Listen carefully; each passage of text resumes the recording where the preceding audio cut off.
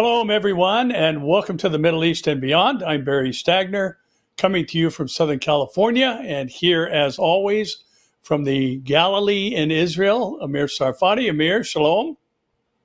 Shalom, Pastor Barry. Not a dull moment here in Israel and in the Middle East, and we have so much to talk about, even on events of the last 1 hour.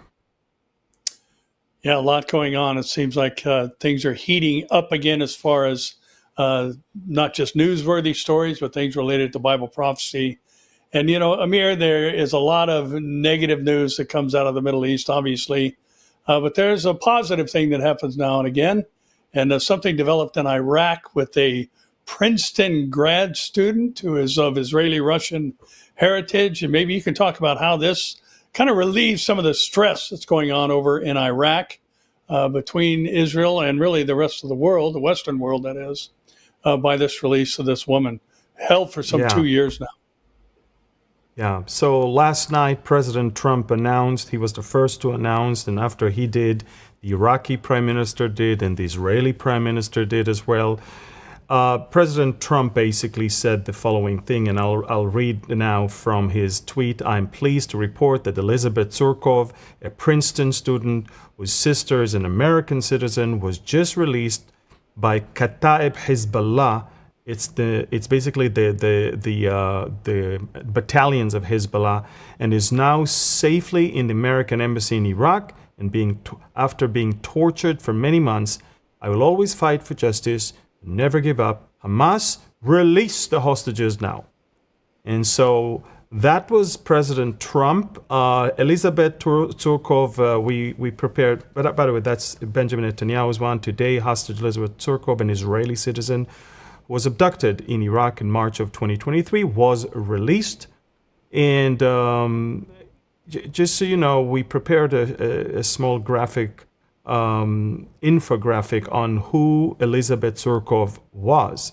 So first of all, we're talking about a Russian-Israeli academic from Princeton who was working on her PhD in political science, research that focused on sectarianism, nationalism in the Middle East. She traveled in January of 2023 to Iraq. And a couple months later, she was abducted by Kataib Hezbollah. This is the Iraqi branch of Hezbollah, and this is not part of the Lebanese organization. It was abducted on March 21st. This is another Iranian-backed militia, held for 903 days under harsh conditions, and yesterday she was freed. And when you read carefully between the lines, Pastor Barry, and I read quite a few articles about her.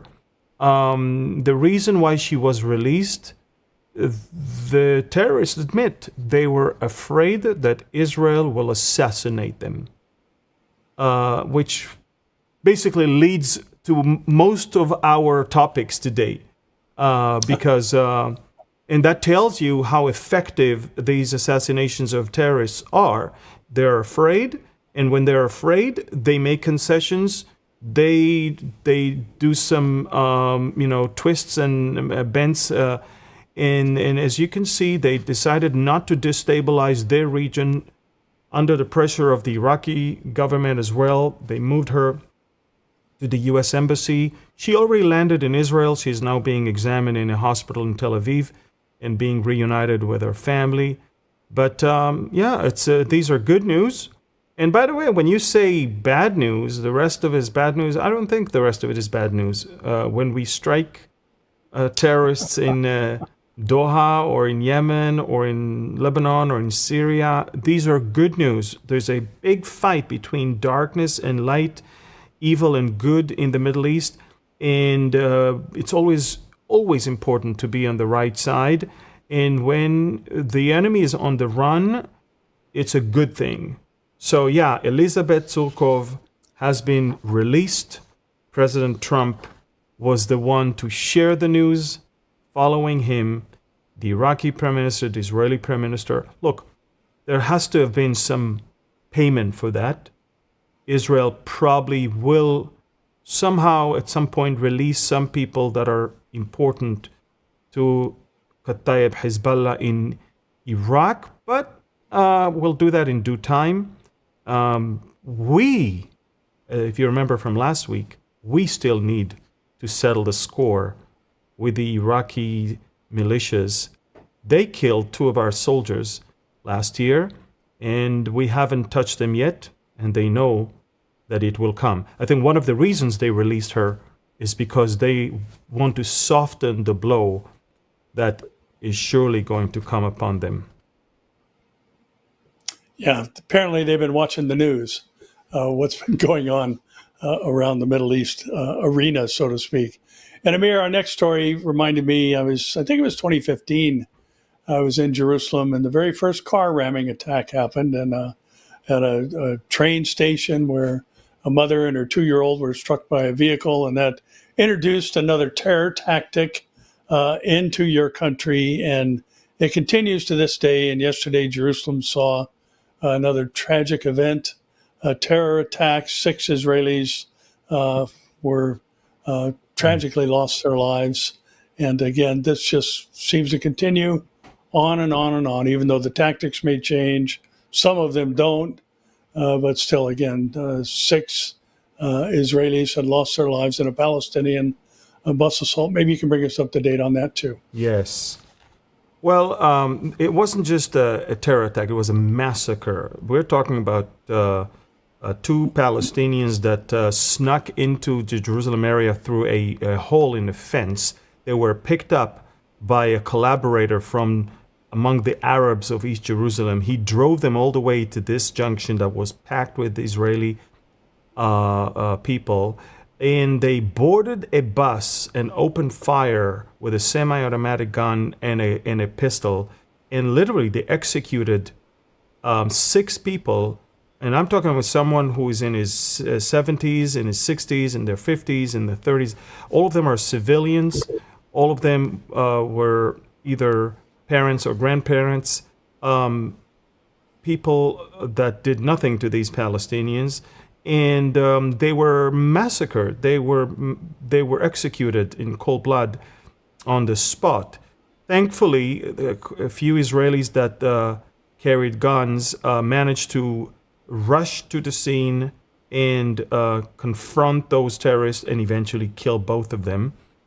And it's amazing how international media actually said that Israelis died, Palestinians were killed. I mean, that's how they framed it. Whereas Israelis were killed, and as a result, they were killed as well, the Palestinian perpetrators. So this is the thing. In fact, we do have, I think, a map of or image of the border. I think we may have a map of where the whole West Bank, maybe not, but just so you know, Hamas ordered this. Hamas took responsibility for it, and Hamas praised it. Hamas funded it. These were people that were affiliated with Hamas. Now, it's very interesting, Pastor Barry. I saw yesterday a poll that says that there are more Palestinians in the West Bank, in Judea and Samaria, that are praising October 7th and praising Hamas than there are in Gaza. And the reason is, look what's going on in Gaza. The Gazans can feel the ramification of what they did, and they are no longer thinking that it was a good idea. But the Judea and Samaria Palestinians are still living comfortably in relatively in peace. And I think it's about time for the Israelis to raid those villages, demolish their homes, and I guess treat them as ticking bombs.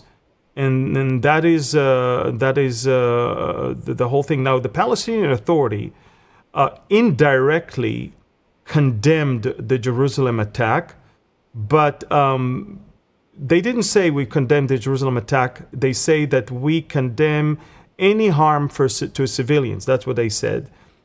But the thing is this, at the same time, the channels that belong to the Palestinian Authority praised this attack. And remember, the Palestinian Authority has this pay-for-slay policy where they actually pay for every Palestinian terrorist that is sitting in Israeli jail. They pay him by how long he stay, which means by how severe the crime was. The more you kill, the longer you sit, the more money you get from them. So obviously, this is something that is encouraging terrorism rather than condemning them. So this double tongue, saying to the world we condemn, but paying to terrorists when they do that, this is something that they may be able to fool the world, but not us. I think the Palestinian Authority is a terrorist organization that has to be toppled. Israel has to control the entire area of Judea and Samaria and let families run those cities under our control, militarily. But the Palestinian Authority as a body is very corrupt, and in their school books they teach that there is no Israel. They teach the Palestinian children to hate us. So this whole thing has to be gone from the world, and the sooner the better. And I hope that once European countries are going to unilaterally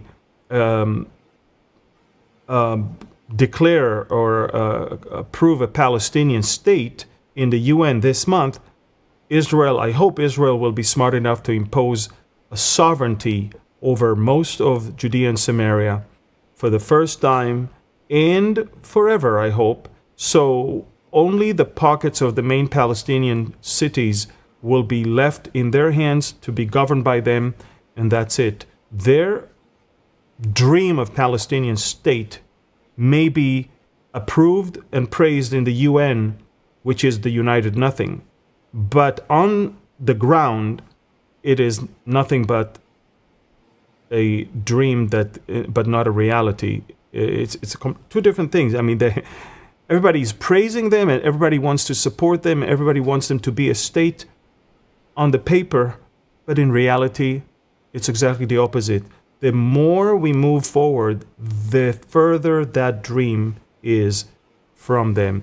And I really hope that by the end of this year, Israel will not only finish with Gaza, but will also impose sovereignty in the Judea and Samaria, and will maybe then be able to finally get some peace in this area. Yeah, Amir, I think we're all waiting for the International Criminal Court to condemn this as a war crime, and I think we got a long wait for that. Again, liberal media, all the woke media, the progressive media, silent on these issues, and in their minds, it's justifiable rage on the part of the Palestinians. So again, what a delusional age we live in. And these annexation threats and these Palestinian statehood pushes that we're seeing from many in the international community are kind of a push and a pull, if you will. What's going on, as you just mentioned, Israel declaring sovereignty over these areas. This is biblical Israel. And, this whole West Bank thing and all that's a bit of a misnomer. But, again, this is land that God gave to the Jewish people, eternally, unconditionally covenanted to the descendants of Isaac through Jacob. And it's unbelievable, the silence out there on the heels of what just happened in Jerusalem. And yet, if the roles were reversed, if civilians were killed because Israel took out some type of terror cell that was meeting in a school or a hospital in Gaza, the outcry would be huge. Yeah, I think that also we have to remember there is a plan already of Finance Minister Smotrich. He already drew a map with a proposal to extend Israeli sovereignty over 82% of Judea and Samaria. The U.S. State Department also imposed sanctions on the Palestinians' non-governmental organizations that assisted the ICC against Israel foreign minister against Israel. That's let's look at the map of the sovereignty that Smotrich proposed. As you can see, the only thing left in yellow is the pockets of Hebron, Jericho, Ramallah, Nablus, and all of that. But that's it. The rest will be under Israeli control. By the way, including the city of Bethlehem. We want the city of Bethlehem to be back a Christian hub and not what it is right now.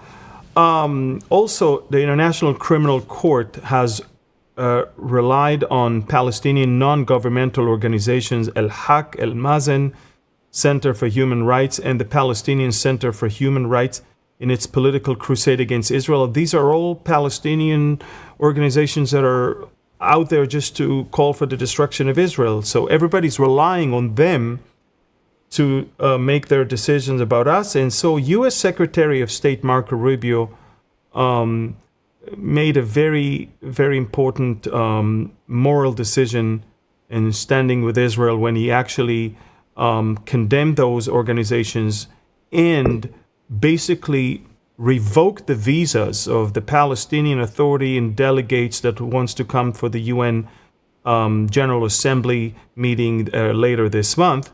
Because if the Palestinian Authority is paying for terrorists, the Palestinian Authority is a terrorist organization.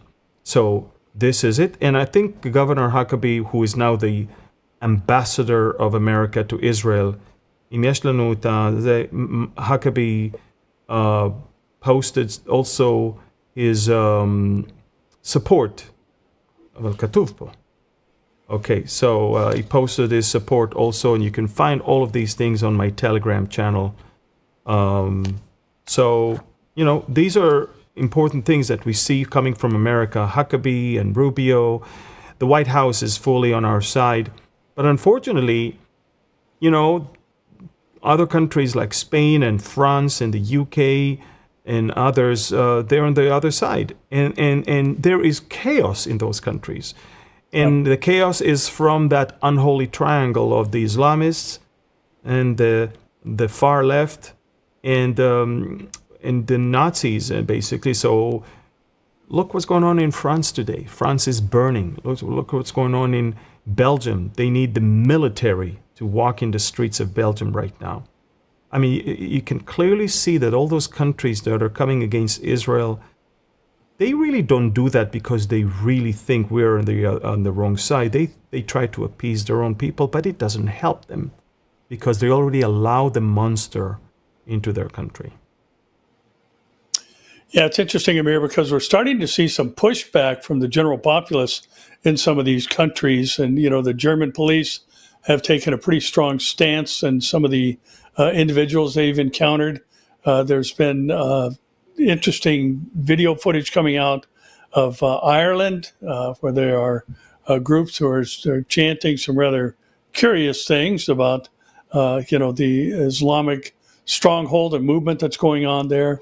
There's even been some pro-Israeli marches in London. And, London and also in Australia, I think, in Bondi Beach. Yeah, and New Zealand, too. They're doing the haka and the dance and chanting, that we're done with you, send them home. But, the prophetic implications of this, Amir, I think are pretty significant. Because if we consider the fact that this is, moving from military engagement to individuals who are now standing up for their countries because the government hasn't, there's coming a time early in the tribulation period where people are going to turn on one another, and under the right or the red horse, they're going to kill one another. We've got this massive global tension that I think is unprecedented happening right now. And could that feed into what the rider on the red horse is going to do? Well, very possible. But we're seeing the necessary mentality already present in the world today. So wild and interesting time to be alive, to be sure. And Amir, looking at what's going on in your neighborhood, so to speak, there was a strike that shook up Hamas and potentially eliminated some of the higher echelon of command there in Qatar. So maybe you can talk about that story as well and the potential implications of that. Yeah. So we don't really know the outcome of this strike. Yesterday, Israel sent 10 fighter jets all the way from our territory across Iraq. And we reached a position where we launched precision-guided missiles that hit the headquarters of Hamas in Doha, Qatar. Take a look at this one. This is the CCTV footage that shows you the precision-guided missiles that hit. We're talking about massive explosions that should have killed anyone who was, if he was there in this particular room in that particular house. It should be noted that this is the only target that we attacked in Doha, Qatar. We did not attack government targets, military targets. We attacked a villa that is housing the top Hamas terrorists that are sitting in Doha comfortably. And the funny thing is that that's what the villa looked like after that, by the way. As you can see, the villas behind were not damaged. Anything around was not damaged. It was a very sophisticated new type of missiles that I cannot share. I cannot share what it exactly was. But look at this map and see that the aircrafts left Israel around 2 p.m. Crossed the area, made it all the way to the Qatari airspace, launched the rockets away from the UAE and Saudi Arabia and hit the Wadi Radwan Street in Doha, Qatar, where the terrorists were meeting. The initial reports yesterday were that good indications that everybody were there. Towards the night and early morning today, we were not sure if everybody were there. We're still waiting. It takes always at least 48 hours, sometimes 72 hours to know. One thing for sure, anyone who was in that room is gone. The question is, who was there? Who was there? Let me remind you, these are the people that celebrated on October 7th, and that's the house that we attacked. Take a look. They were sitting in that big house looking at the atrocities as Hamas are performing live on Al Jazeera, as you can clearly see, and they were praising, and then they took off their shoes and started praying, to give thanks to Allah. All those people that you see right now should be dead. First of all, Ismail Haniyeh, who led that prayer, is gone. We killed him in Tehran. We killed Salah El-Aruri to his left in Beirut. But the other three to the right should have been in that meeting yesterday, and thus they should be dead by now. So basically, Israel is determined to get to all of them. Now, it's a great embarrassment to the Qataris, who always seem to be untouchable. They have billions, trillions of dollars. They are buying their way everywhere. They buy influence in the U.S. government, in the European countries, in the UK. I don't know if you know that, but Qatar owns more assets in London than the royal family. Qatar owns Harrods, department store. I mean, these are British symbols. Qatar owns five-star hotel, owns universities, but Qatar owns almost 40% of Heathrow Airport in London. I mean, we're talking about a country that no wonder why everybody's now condemning Israel for attacking there. But remember one thing. 3 months ago, Iran attacked in Qatar. Iran attacked the Al Udeid base in Qatar, and no one condemned Iran for that. Qatar did not condemn Iran for that. The Europeans did not condemn Iran for that. No one said a word. Okay? And the funny thing is, the Iranians tweeted today that they are shocked that Israel attacked and violated the sovereignty of Qatar, when it's the same Iranians that did that 3 months ago. also. And so there's a lot of questions going on right now. Will first of all, did we hit them? Second, will Qatar continue to mediate in the future? But Qatar is full-blown Hamas. They are Muslim Brotherhood. The only reason why Qatar is so influential is Al Jazeera, which broadcasts to 1 billion people and brainwash them. So they're very powerful media. And they have money where they buy sport events, they buy cultural events, they buy government, they have influencers. Qatar bought basically Tucker Carlson. He's right now looking at Qatar as an ally and Israel as an enemy, where we know exactly who is what when it comes to America. Qatar is buying influencers in America from both sides, the left and the right.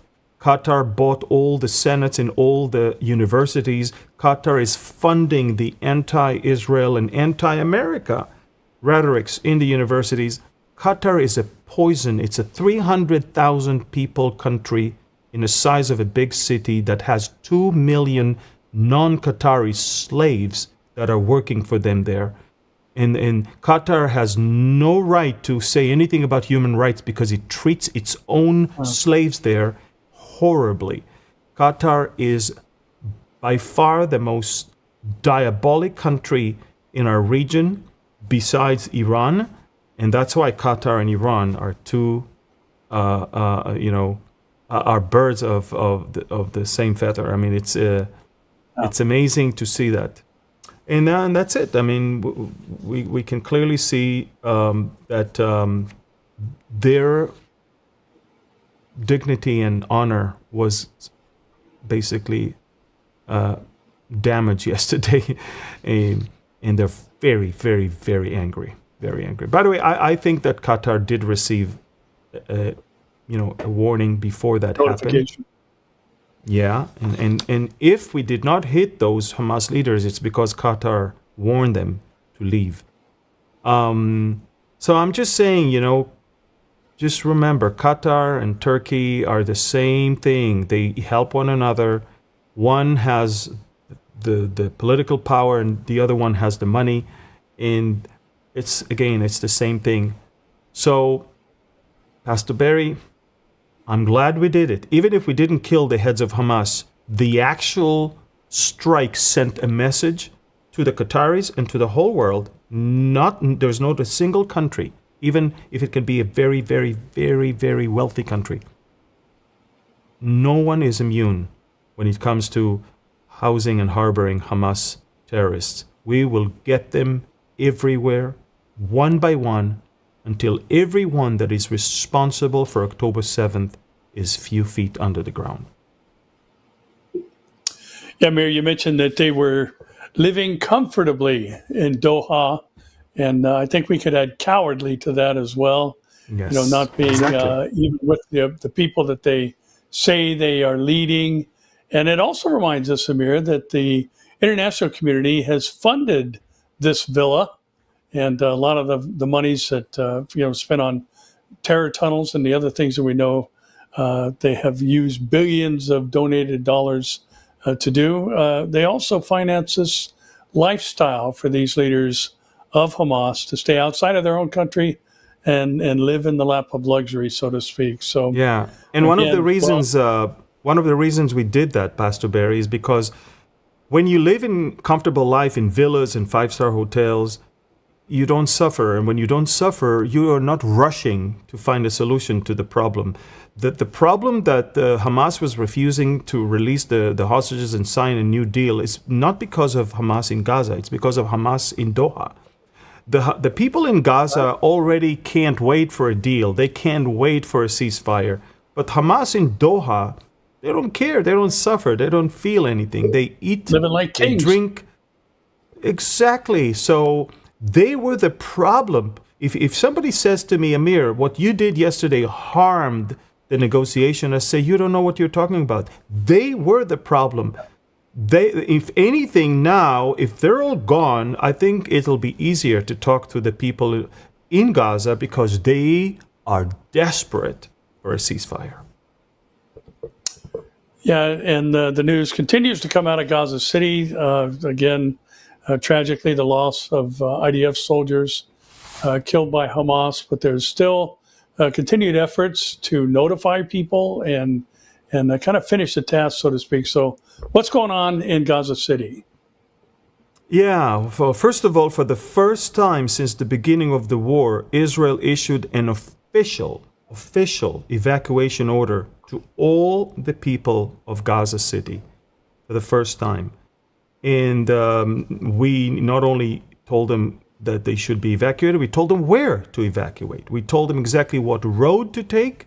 We told them even today what were the areas where they can actually pitch their tent there and be fed by the distribution center, have water there, electricity, and even available hospitals there if they need. So Israel has prepared a humanitarian area north of the city of Khan Yunis. And one of the other things that we started doing is basically toppling all the towers that Hamas was using. Tower is anything above 8 stories. Hamas was using those buildings for cameras to look at IDF troops, and also some of the apartments to house terrorists.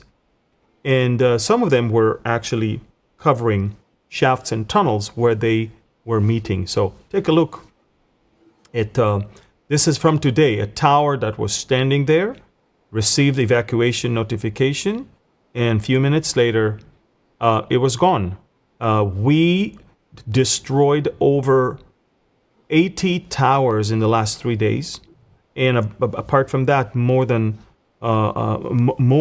that when it comes to buildings and houses that were used by Hamas. So I said that last week. The skyline of Gaza is changing completely, and you won't see anything standing too tall anymore.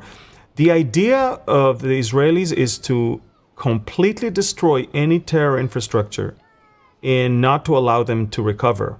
And for the Gazans, by the way, I say you will have nowhere to come back to. And by the way, the IDF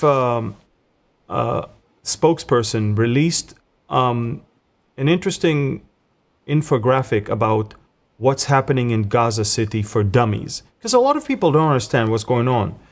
The IDF needs to fight a jihadi terrorist group that is holding 48 Israeli hostages for over 700 days and is refusing a deal to release them. The same jihadi group threatens to carry out another million October 7th when given the opportunity. Gaza City is their main stronghold, with areas we have not been in since October 7th. Israel established a humanitarian zone ready to receive civilians from Gaza City with additional food, water, tents, and improved medical response. The IDF has given up the element of surprise in order to let civilians get out of harm's way. The IDF has designated a route to move to the humanitarian zone and communicated it publicly through leaflets, SMS, phone calls, and on social media. Hamas is preventing civilians from moving out of the war zone and asking them to stay as human shields. The IDF will operate while taking many steps to prevent harm. Basically, what we're saying is this: we are the most stupid country in the world. We are being accused for a genocide, and we are even not using the element of surprise. I mean, think about it. If they accuse you, at least surprise them and kill as many as you can, terrorists, not civilians. But if they accuse you for genocide and you give up on the element of surprise just so you can be good and look, and nobody cares how you look. Nobody cares about what you do because you've already been framed as a country that performed genocide in a country that is performing man-made famine. All this crap, excuse me for my French, is already there. We've been framed. So at least, I would say, do something. This is the map of Gaza that we prepared even last week just to show people what we have there. So this is the the area where the IDF is currently controlled, as you can clearly see. The latest advances that you're about to see are in the green, and we have aid distribution centers, humanitarian aid crossings, and planned aid distribution sites that we are opening, new ones, to accommodate all the new ones coming. And that's Gaza City. We're attacking it, and we are encouraging them to move down south to the humanitarian area. As you can clearly see, we're advancing a little bit in the ground, but most of the operation right now is from the air because we are asking them to leave.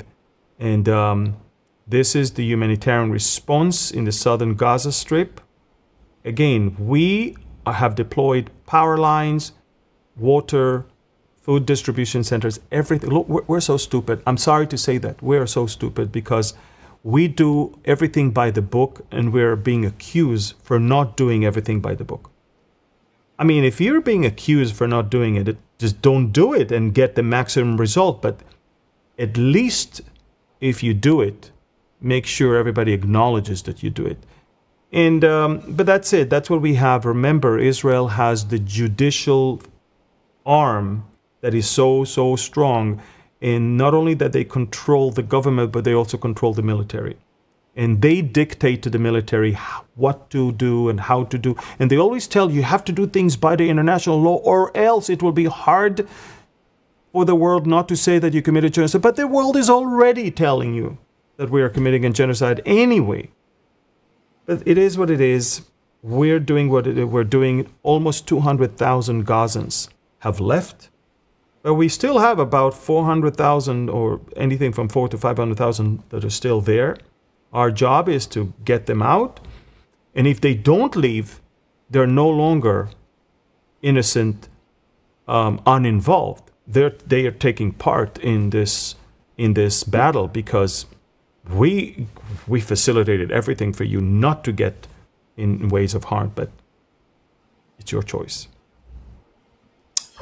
I think that's the perfect segue to why we encourage you every week to subscribe, comment, like, and share, because so much of the battle that we're facing today, especially in relation to the nation of Israel, is fought in the court of public opinion, which is spread and expressed through social media platforms and places like YouTube. And, there's a saying, Amir, as you were talking, that I was thinking about, that, a lie is halfway around the world when the truth is still putting on its shoes. There are so many people out there who are promoting things that are false, giving out false information and just flat out lies, not just misrepresentations, but intentional lies meant to harm the Israeli cause. And so we need your help every week to make sure you're subscribed to both of our channels. Like, comment, share, all these things drive the numbers up on platforms like YouTube, which increases its visibility on people who are not subscribed. When they open their, I'm sure all of you know, when you open YouTube, there's a series of clips there and the link to watch them. And the ones that are driving a presence on YouTube are the ones that are going to make it into those preview sections. So please make sure you're subscribed, make sure you comment, make sure you like, and make sure you share these things, especially in light of the misrepresentation of truth today. And Hezbollah continues to make the news, Amir, and the government plans on dismantling, without any kind of specific timeline, and a series of strikes in Lebanon, and high-ranking operatives has occurred. And maybe you can bring us up to speed on what's happening up north from your the Lebanese government already took the decision to disarm Hezbollah, but now they needed to sit and approve the military's plan how to do it. And they sat, I think, over the weekend, and the military presented the following plan. As you can clearly see on the screen, they divided all of Hezbollah's influence area to 5 zones. Southern Lebanon, anything beyond the Litani River, between the Litani and the Awali River, is number 2. Number 3 is the Dahye, is the stronghold south of Beirut. Number 4 is Beirut itself. Number 5 is the Bekaa of Lebanon, the Valley of Lebanon. Now, where they store their heavy munitions, heavy rockets, and drones is number 5. Where they used to be is number 1. Israel already took care of number 1. Israel already cleared most of that area, and we are inside that area in 5 to 6 different positions there.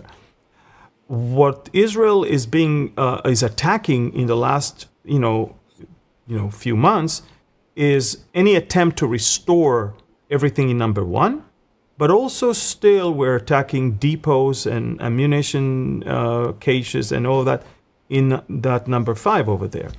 The problem with the Lebanese government decision from a few days ago is that they did not give Hezbollah a timetable, and they want to start with the obvious number 1, which is it's already clean, and they want to leave the heavy part last, which is we will never agree to that, because go and take care of business where you need to take care of business first, and then we'll consider to pull out of where we are right now. So everything is upside down there, everything is twisted there, and it means that Israel will have to stay inside and will have to continue an attack almost every day. We attack almost every day because what we think is going on, and American intelligence also confirmed that, Hezbollah is actually restoring itself. 20% of Hezbollah's strength has been restored already. So what we do is just mowing the lawn, but the Lebanese people and their military and their government must uproot it, because mowing the lawn means Israel has to operate almost every day. If you want us to stop, then uproot this thing once and for all. And that takes a lot of courage, and Hezbollah is not going to do it voluntarily. You need to understand that Hezbollah represents the Shiites community. They're the protectors of the Shiites. The Shiite community in Lebanon used to be the weakest until the 1980s. They were the weakest. The Christians were the strongest. Then came the Druze and the Sunnis. And now, after Iran invested so much and the Shiites became so big and so strong with their own army, which is the Hezbollah, the last thing they want is to give up on it. It's their pride, it's their strength. And they're also afraid that al-Jolani from Syria will see them weak and then maybe invade and finish the job and kill all the Shiites there. So they don't want to give up on their weapons. Lebanon may even have to go into a civil war in order to get that done. And until that happens, Israel cannot and will not let its own troops out, because we cannot afford that. And that's important. It's important that people understand that.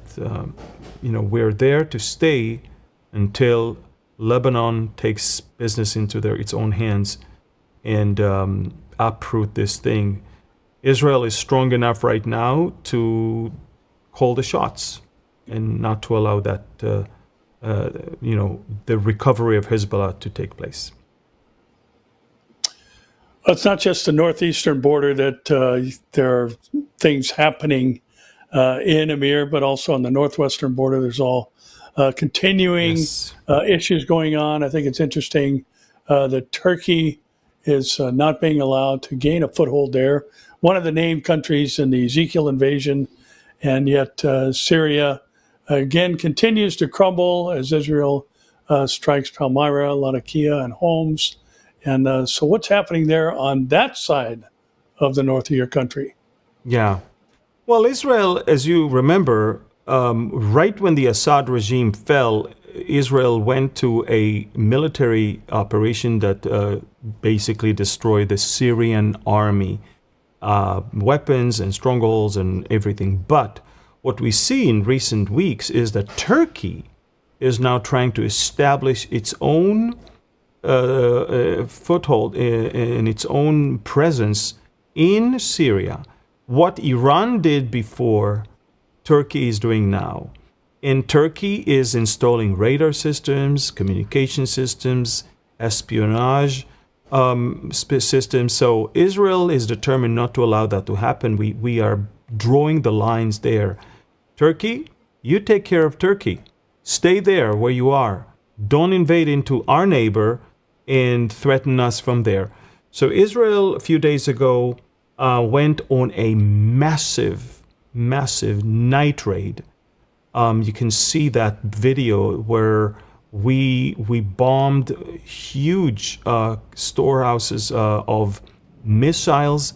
These are air defense systems of Russian Pantsir missiles that we took out. But we also carried out strikes in locations in Palmyra, where we destroyed Turkish infrastructures, as well as Latakia and Homs. So, in fact, I think we have a map that can show you where we attacked in Syria, the different places that we attacked.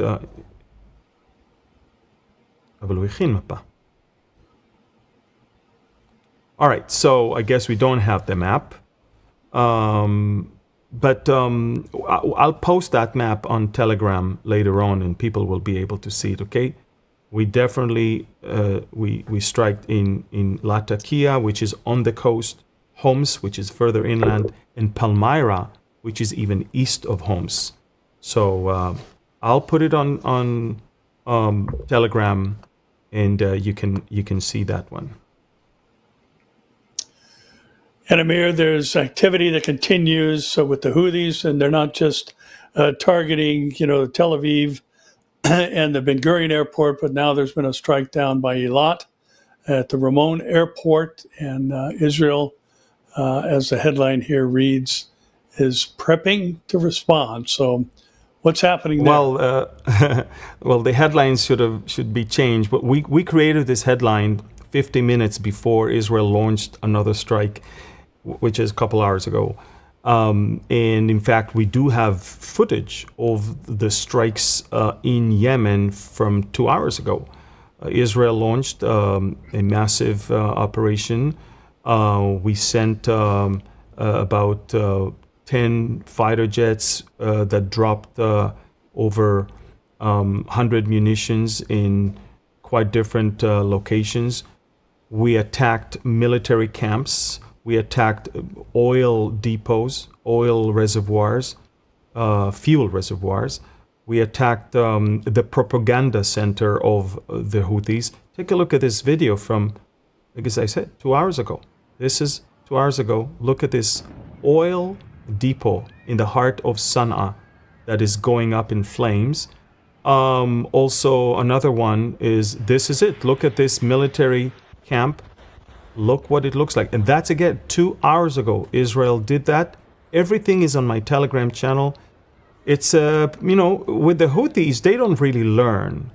So we have to remind them. And so every couple weeks, we have to pay a visit and destroy more and more of those things. We do have more footage that you can see again. All of this is from the last couple hours. And, when look at what they did to us. So you understand why we had to retaliate. We should have a map of what they did to us just a few days ago. From Yemen, as you can clearly see, they take a look at this map. So here is Yemen, and they sent drones. These are drones that can fly long distances, explosive drones, and they made it all the way to southern Israel. First, they made it to the Ramon airport near Eilat and to the Dimona area, where, according to foreign press, Israel has its nuclear reactor there. At the Ramon airport, they actually hit the terminal. Believe it or not, look, they hit the terminal of our southernmost airport. Look at all these shattered glasses. Thankfully, just few people were lightly wounded. Most of them are not even physically wounded. And when it comes to Dimona area, we intercepted them. But we paid a visit a couple hours ago, retaliated, And this time, it was the longest distance Israel ever had to fly, with over 2,200 kilometers, flying all the way to the Houthi area of Yemen and carrying enough munitions. So take a look at that. I mean, this time, after what they did to us, we launched our own operation in Sana'a, in Amram, and as you can clearly see, we launched our fighter jets and we responded decisively. All the footage, all the videos, and all the information on my Telegram channel. And by the way, sometimes I even hint before the attack, such as, and you can see, on Telegram, I put all eyes on Yemen or all eyes on, somewhere else, because it's obvious that something is coming. Yeah, Amir, it's curious that Russia remains in the news and kind of a bit disturbing, and I think it falls under the Wars and Rumors of Wars headline. But now Poland has been invaded by Russian drones, and Belarus continues to be supportive amid Putin's tests, and we're just hearing, rumors of war spreading out beyond the Ukrainian-Russian conflict, and seems as though a warning shot was fired at Poland. So what's been going on there? Well, I mean, last night we were the closest we've ever been to World War III. And in fact, the Polish Prime Minister said we are in the closest situation to an armed confrontation since World War II. That's how we described it. We're talking about over 100 drones that flew from Belarus. Now, you're saying, wait a minute, I thought it's Russian. Yeah, there's Russian presence in Belarus. They're preparing for Zapad 2025. It's a joint military exercise. So as they build up their military force, they use it as it's much closer. And they flew via Ukraine all the way to eastern Poland. And as I said, 100 drones and a few missiles. And it is an attack on a NATO member. Poland is a NATO member. And during the night, I was up most of the night because of that, because you never know. I was amazed that the Russian Ministry of Defense clearly stated that anyone that stands with Zelensky will also pay the price.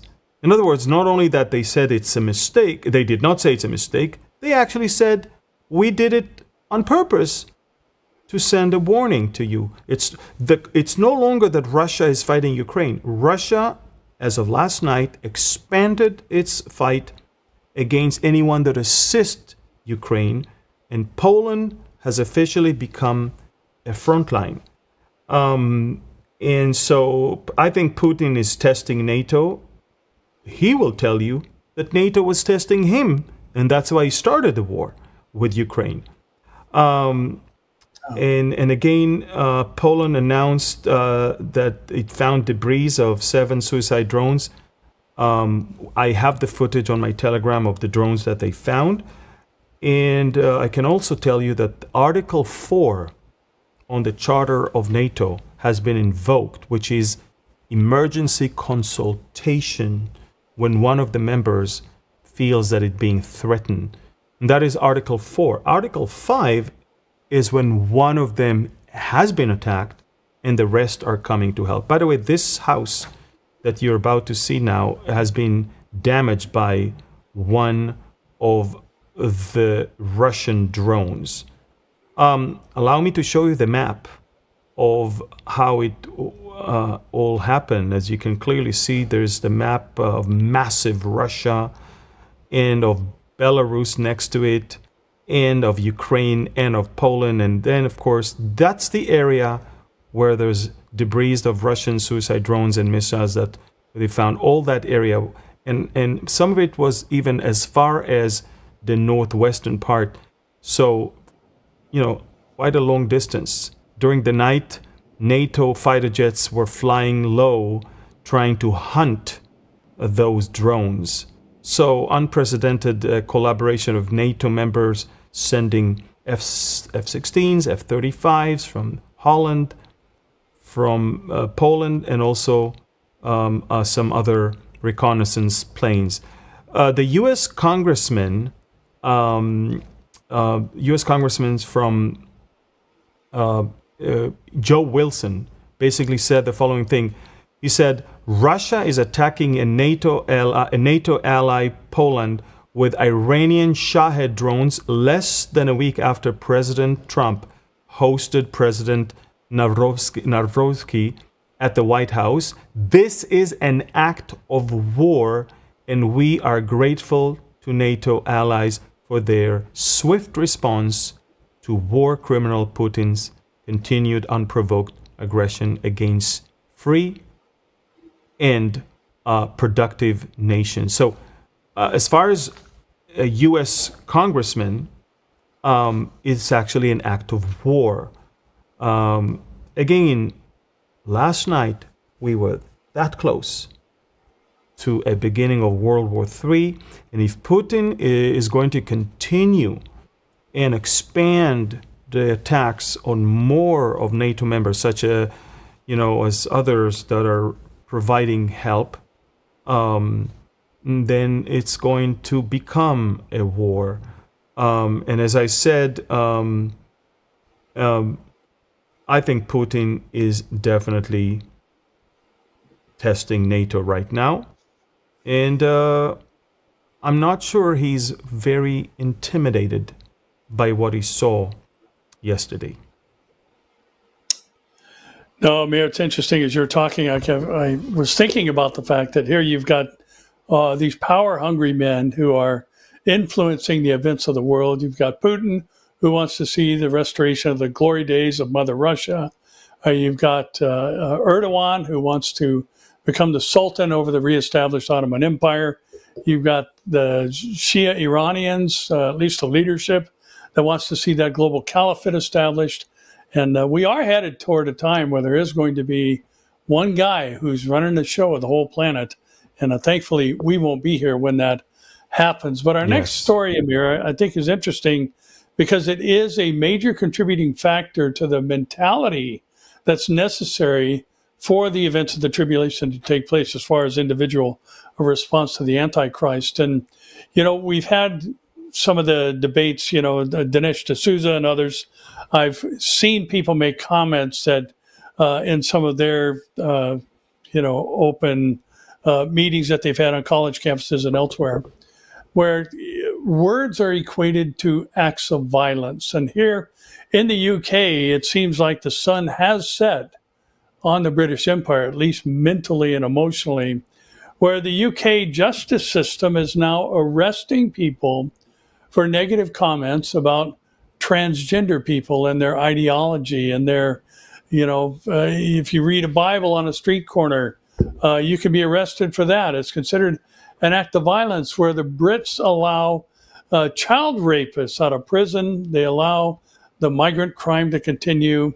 And Amir, this is, I think, just part and parcel of what is required for the whole world to go after someone who is empowered by Satan. Revelation 13 makes it quite clear that the Antichrist receives his power and authority, as does the false prophet, from Satan himself. And you can't get much more satanic than to say someone who is, disagreeing with a particular group's ideology needs to be arrested because they're committing acts of violence because of things they post on social media platforms.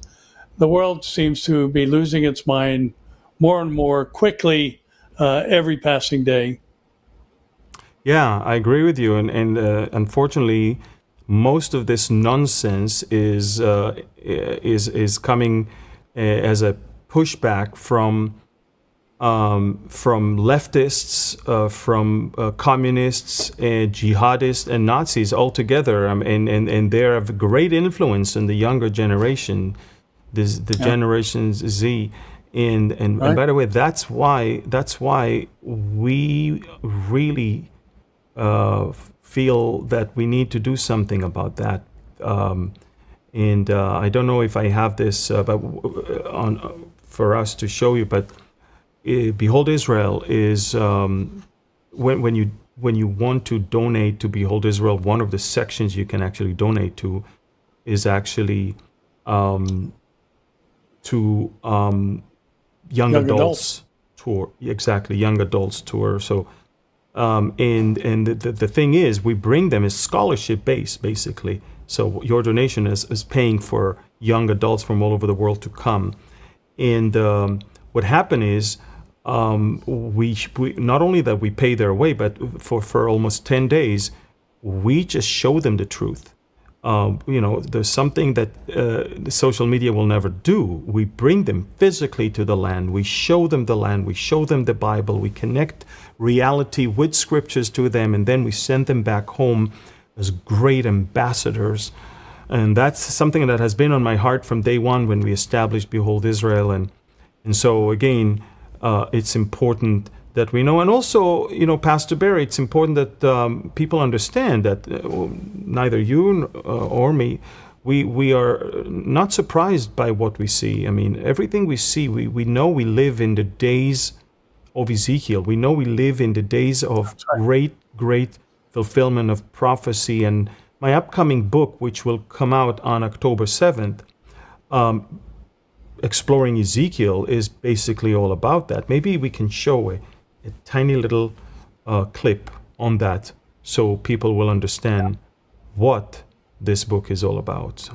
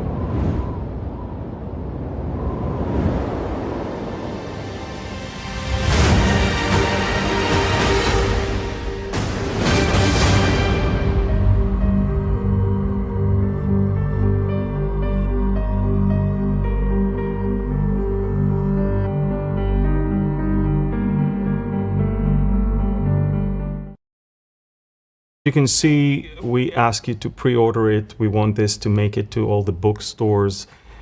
Get more than one copy. Give it to your children, give it to your grandchildren, but also get the study guide so you can sit and study that in depth. It's super, super important. Pastor Barry, the battle is brewing and there is mass surveillance against people. What is that all about? Yeah, there's a company named Flock Safety that has basically instituted license plate readers, automated license plate readers. And, there's a lot of upheaval going on now, Amir, because this has been incorporated by ICE in tracking people. And, it's curious, again, that there's something that helps control fentanyl distribution, human trafficking, and combating against those things. And it's viewed negatively, and many people are up in arms because it's been employed by immigration control. And, looking and tracking people who've illegally entered the country has now become a great negative.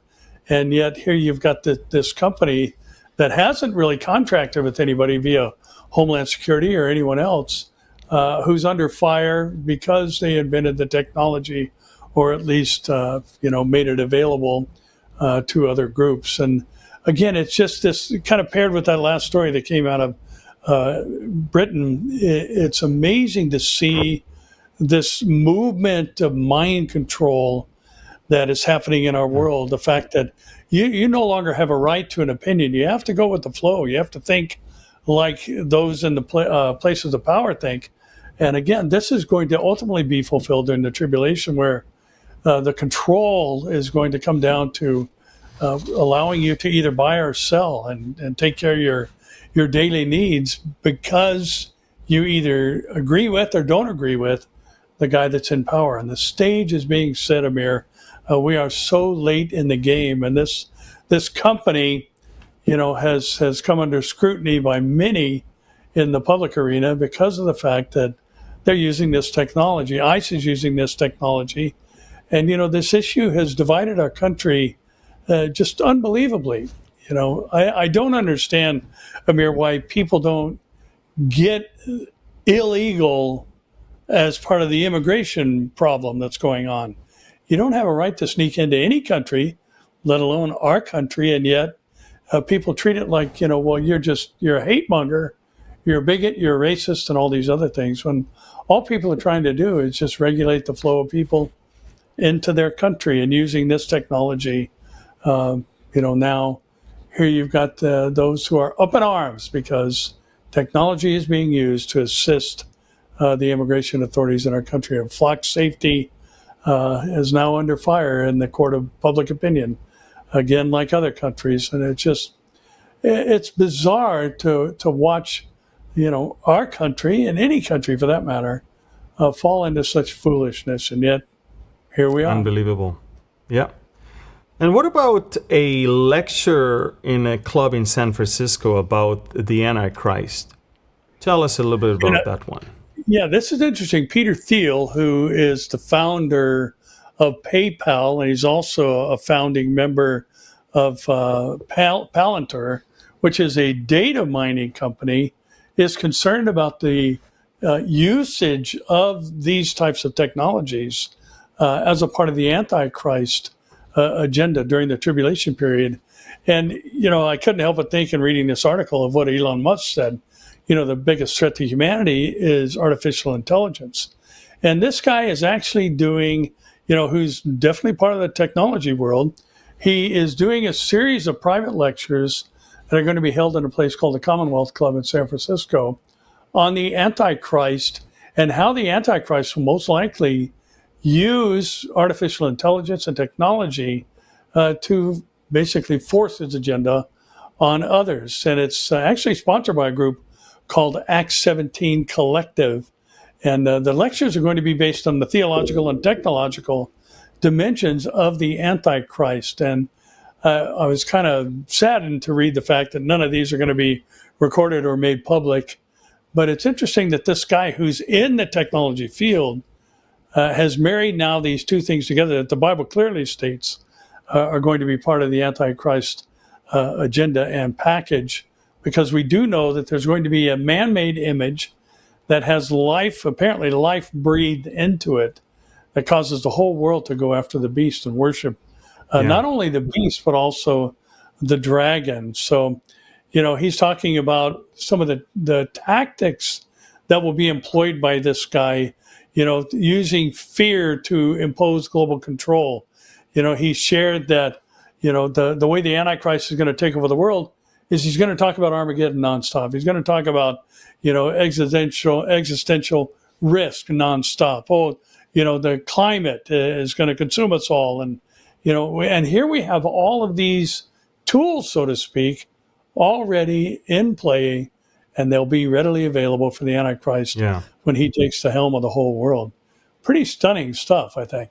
Very impressive and stunning. And it's not like we're not used to it. I mean, ever since COVID, we can see, and even before that with climate change, I mean, they always move the goalpost with climate change to when the end of the world is. And it used to be, global warming. Now they don't call it anymore because things are changing. But it seems like AI. Cooling, exactly. That they had to change the name to climate change in general. It seems like AI is becoming a factor also that unfortunately packs psychiatric wards in hospitals as of late, where the suicide and some psychosis cases caused by AI. Can you talk more about that? Well, we've talked about the fact that 75% of Gen Zers have stated that they would be open to a relationship with some form of artificial intelligence romantically.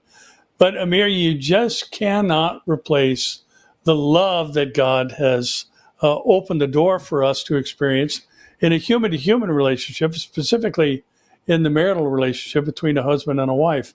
And what this AI, love relationship is establishing is actually emotionally debilitating. And to have this relationship where there's never any debate, your AI romantic interest is always going to agree with you. There's never going to be any disagreements. They're going to tell you positive things all the time. Well, that's not life, and that's not reality, and that's basically very unsatisfying. It's what heaven is. It's what heaven is for some men, I guess. Yeah, exactly. A woman who's silent, or a mate who is silent, Exactly. and just agrees with everything you do. And interesting that this is now pushing people into emotional and mental breakdowns. And Chat GPT, has actually told an individual who had a history of mental health, that he needs to get away from, the family members and to listen to this Chat GPT because it had claimed to be sentient. In other words, it has understanding and could support him. And, the family's been trying to, pull this guy out of this. It's almost like somebody gets involved in a cult and you send people in to sneak in and break them out and free them from these cultic teachings and mentalities. Amazing. And yet here we've got this happening now from a relationship with artificial intelligence. And, again, Amir, all this is pointing to what's going to happen during the tribulation. And I don't think we can make the point enough in recognizing how late we are in church history. And I believe there's a transition that actually lasts only for a moment and a twinkling of an eye, where everything is going to change. And, we've seen multiple examples of that in the past quarter century, from September 11th, 2001 to the pandemic of 2000. The whole world can change in just a moment. And I believe it's about to, when the Lord comes to raise up the dead in Christ, and we who are alive and remain will meet him in the air and forever be with him. So, Amen. Pretty amazing times. Pretty amazing indeed. Well, our time is up, Pastor Barry. We've covered a lot. And again, I want to look, I need to tell people that we're not into sensationalism. We're not going to sell you stuff just to cause you to watch a video. This is where you're going to get things as they are. And it's important, I think, to share it with as many as you can, because sensationalism will always use clickbaits and yet bring you down, not up, because it's not based on solid truth. It's based on trends. Please sign up, follow, share, like, and comment. It's important to push the truth and not sensationalism as is. We also want to remind you, Pastor Barry and myself, we wrote a devotional, 365 days devotions on Israel and Bible prophecy. It's called Until He Comes. And it is already up there for pre-sale on Amazon. And this is the QR code you can already scan and pre-order it. But again, the book that is coming on October 7th, which I need your help to get to that number where it will get to the big major department stores so non-believers can get, is also Exploring Ezekiel. And so I've got the only copy that is there in my office right now. It's not out yet. I got one copy. You can get it. I'm only 2/3 in my goal to get until October 7th. Help me to get to the number so it will go to Target and Walmart, Hobby Lobby, and the big stores. We want non-believers also to grab it, read it, and hopefully get saved. So, Pastor Barry, this is the time when we bless the people and then we say goodbye. I will bless the Aharonic blessing in Hebrew, Pastor Barry in English, and then we'll farewell, say goodbye. יברכך אדוני וישמרך, יאר אדוני פניו אליך ויחונקה, יישא אדוני פניו אליך, וישם לך שלום. The Lord bless you and keep you. The Lord make his face shine upon you and be gracious to you. The Lord lift up his countenance towards you and give you his peace. In Yeshua's name, we offer this blessing. Amen. Amen. Amen. Thank you, everyone, for watching. Please, please, please share it with as many as you can. And until next week, follow me on Telegram, 24/7 news. A lot of stuff is happening, and a lot of stuff will happen. Pastor Barry, one more thing. Yeah, if you don't mind, I just wanted to mention, as you know, I do a little program on Thursday mornings at 10 a.m. Pacific called Take 5, and I'm getting inundated with questions about the Ezekiel War. So tomorrow I'm going to do a program called the Ezekiel War, Who, Where, and When. So if you want to join in, Perfect. That'd be great. We'll talk about some of the specifics there. So thanks for that.